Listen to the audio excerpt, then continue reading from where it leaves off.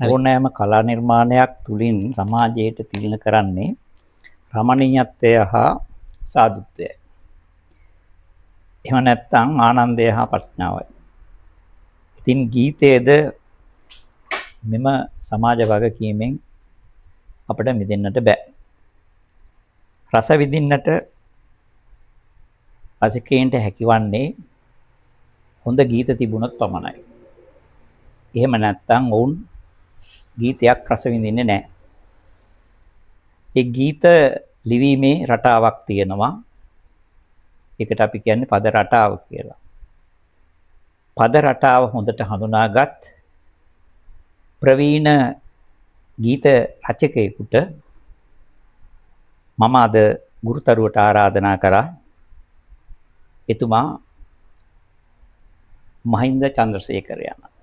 මම ආයිබෝවන් කියලා පිළිගන්නවා. ආයිබෝවන්. ඉතින් මහින්ද චන්ද්‍රසේකරයන්ෙනි අපි අද කතා කරමු ඔබගේ ගීයක්. ඒ ගීය මම තෝරාගත්තේ ඊටාම හොඳින් පාසල් ළමයි කියනවා, වැඩිහිටියෝ කියනවා, පන්සල් වල මේ ගීය අපිට රැව් පිළිරැව් දෙනවා. ඒ නිසා මේ ගීතය තමා අපේ රටේ අද ගුරු ගීතය බවට පත් වෙලා තියෙනවා. පැන මඩ කඩිති කියන ගීතය මම හිතන්නේ මහින්ද චන්ද්‍රසේකරයන් ඉතාම හොඳට ඉතාම අගනා ලෙස අපිට රසවත් කරපු ගීයක්. මම එතුමාගෙන් අහනවා මේ ගීය උපත කොහොම සිදු වුණාද?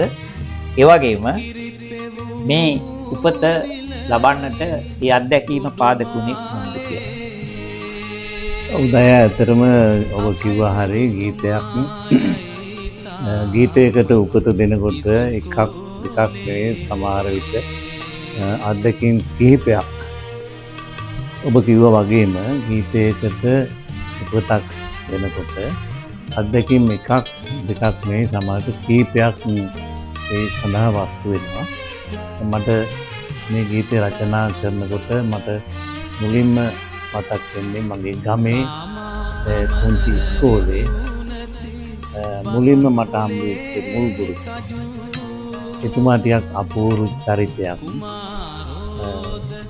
ගම් වතුර ගලන මිනිස්සුන්ට එහා මෙහා යන්න බැරි ඔයක් හැඩපාරක් තියෙන මේ පාරක එතුමා කිසි දවසක ඉස්කෝලේ නිවාඩුවක් ගන්නේ නැතුව අර ගම් වතුර තීනගෙන ඇවිල්ලා ඉතින් ගුරුවරයෙක්. මේක මගේ මතකයේ තිබුණා. ඇත්තටම මේ වගේ ගුරුවරුන් කියනවට වැඩිය ගුරු දෙවිවරු කියන එක හොඳයි කියන්නේ. කුංචි කාලෙම මට ඒක ගෞරවයක් එක්ක හිතේ ඇතුළත නැගීමක්. ඊළඟට ඒක දෙවෙනි අත්දැකීම තමයි මට අවුරුදු 12 දී විතර මගේ අතට ලැබුණා පළමුවෙනි ගුරුවරයා කියලා පොතක්. ඊට පස්සේ ආවේ ගුරු ගීතේ නම් දැදිගම වීරුද්දිගු කියන පරිවර්තකයා තමයි සෝවියට් දේශයේ බොහෝ කෘති අපිට ළඟා කරේ දැදිගම වීරුද්දිගු මං හිතන්නේ දොස්තරවරේ එතුමා හොඳ පරිවර්තකයෙක්. ඉතින් මේ පුංචි පොත කියවනකොට එකෙත් ඉන්න ගුරුවරයෙක් අර වගේම අපේ ගුරුතුමා වගේ පුදුම කැපවීමකින් දරුවන්ට උගන්වන ඒ උගන්වන එකම ජීවිතේ කරගත්ත සමහර විට හෝඩිය අකුරු කොහොම නොදන්න නමුත් දරුවන්ට උගන්වන එක මුල් තැන තියපු ගුරුවරයෙක් ඩුයිසෙන් කියලා. ඩුයිසෙන් සහ අල්තිනායිගේ කතන්දරේ තමයි ඒ කිර්ගිස් ජාතික ලේඛකයා චිංගිස් අයිත්මාදව් ඒ මුංචි කතාව පුරාම රචනා කළා. ඒක කියවද්දී මට අර මුලින් ඇතිවෙච්ච ගුරු භක්තිය, ගුරු ගෞරවය දෙගුණ වුණා කියලා කිව්වොත් නිවැරදි නෑ. නිවැරදි. දෙගුණ වුණා කියලා කිව්වොත් නිවැරදි.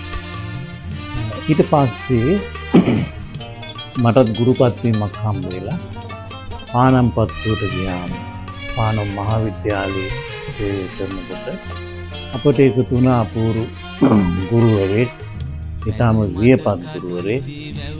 ඉතින් අපි ප්‍රින්සිපල්ටවත් ලොකු සර් කිව්වේ නැහැ. මේ වියපත් ගුරුවරයා අපි හැමෝගෙම ලොකු සර්. ඔහුගේ දැනුම හරිම පුදුම සහගතයි.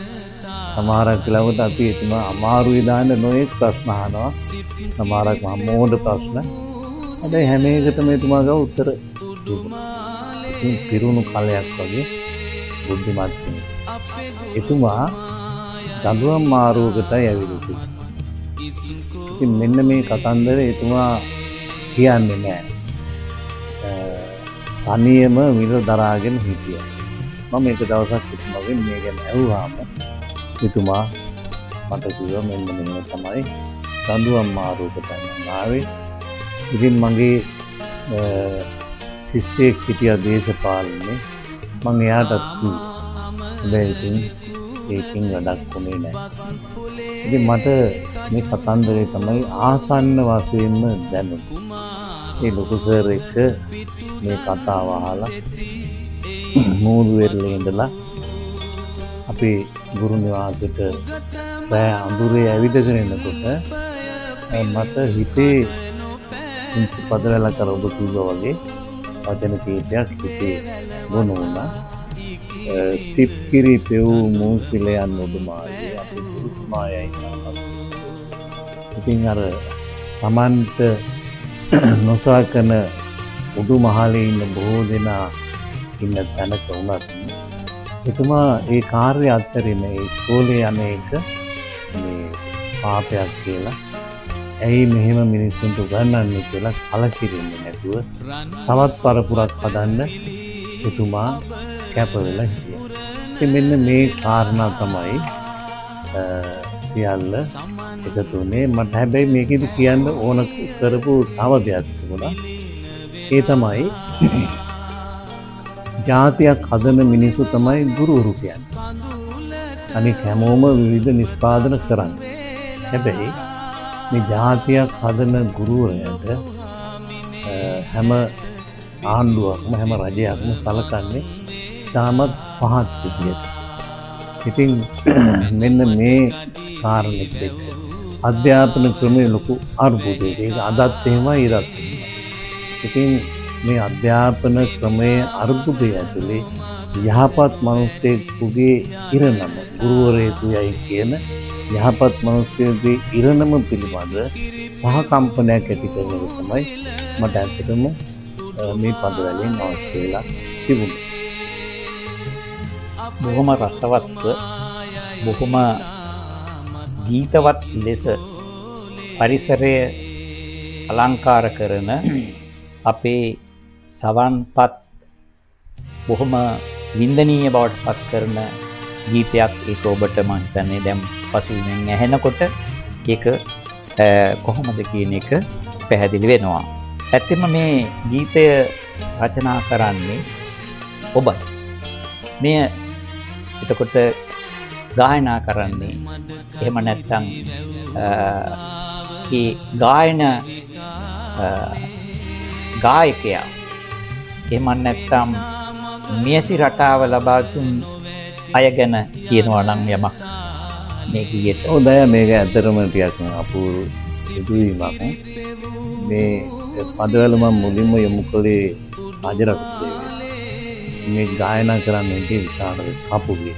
මොකද ඒ කාලේ අපිට එහෙම අවස්ථාවක් දීලා තිබුණා ගීත රචකයෙකුට පුළුවන් පැය භාගයක් ඇතුළේ. ඊස් දායරත් මහත්තයා ඉන්න කාලේ ඒක කළේ.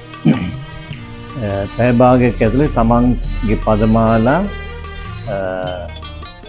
5ක් හෝ 6ක් ගායනා කරවන්න පුළුවන්.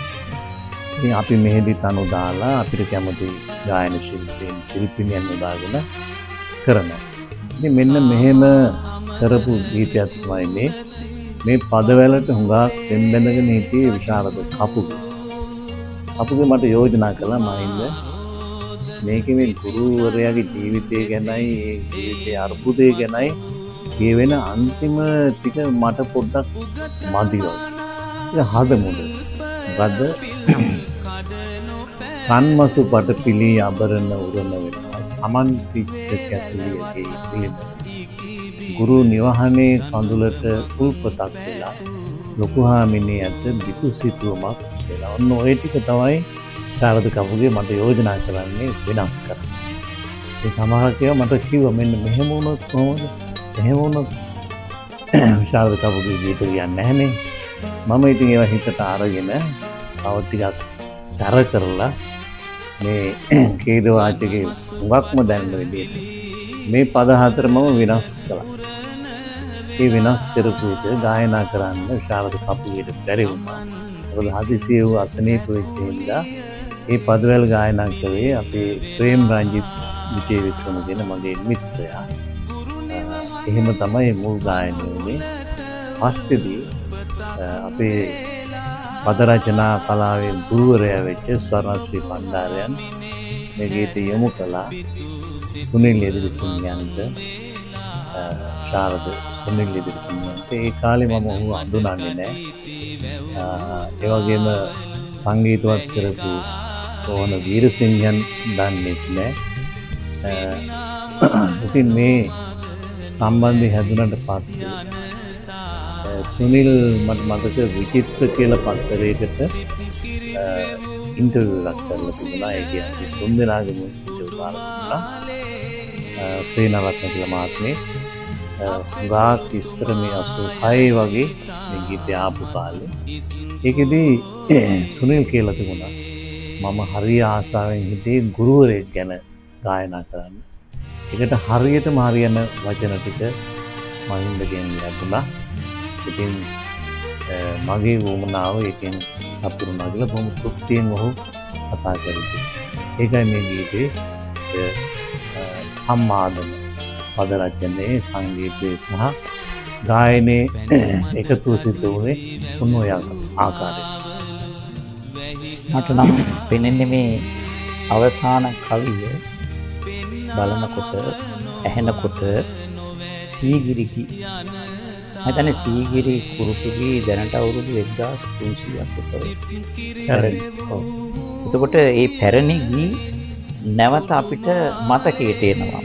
එතකොට අපේ මුතුන් මිත්තෝ අවුරුදු 2300කට පෙර තමයි ගද්‍ය දැ රචනා කරේ. ගද්‍ය. එතකොට අවුරුදු 1500කට පමණ පෙර තමයි මුතුන් මිත්තෝ අපේ භාෂාවෙන් කවි ලියන්නේ. එහෙම බලනකොට මේක මේ අවුරුදු 10 ගාණක් තිස්සේ එන බොහොම රසවත්, බොහොම මිහිරි, අර්ථවත් ගීයක් වශයෙන් තමයි මට නම් පෙනෙන්නේ. එතකොට අවසානයේ ඔබ මේ පිළිබඳව රසවින්දනයක් ගැන කතා කරොත් අපිට යමක් කියන්න පුළුවන්ද?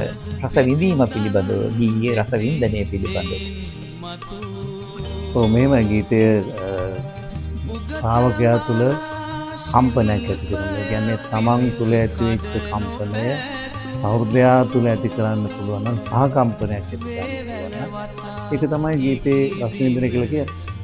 ඇත්තෙන්ම අද දින ඉතාම මිහිරි, අසාලිත්, ඒ වගේම අර්ථපූර්ණ ගීයක් අපට එහි උපතත්, ඒ වගේම එහි උපත ඇතිවීමට හේතු පාදක වුණු අත්දැකීමත් අපේ ප්‍රවීණ ගීත රචක මහින්ද චන්ද්‍රසේකරයන් අපිට පැහැදිලි කරා.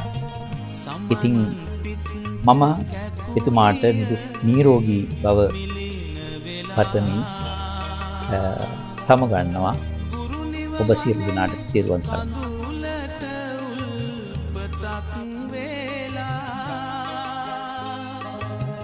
පැන මඩ කඩීති වැවුතාවලු වැහි කාලේ පෙන්නා මග නොමග නොවැටි යන තාලේ කිරිපෙවූ මූසිලයින් උඩුමාලේ අපේ ගුරුතුමායයි තාමත් ඉස්කෝලේ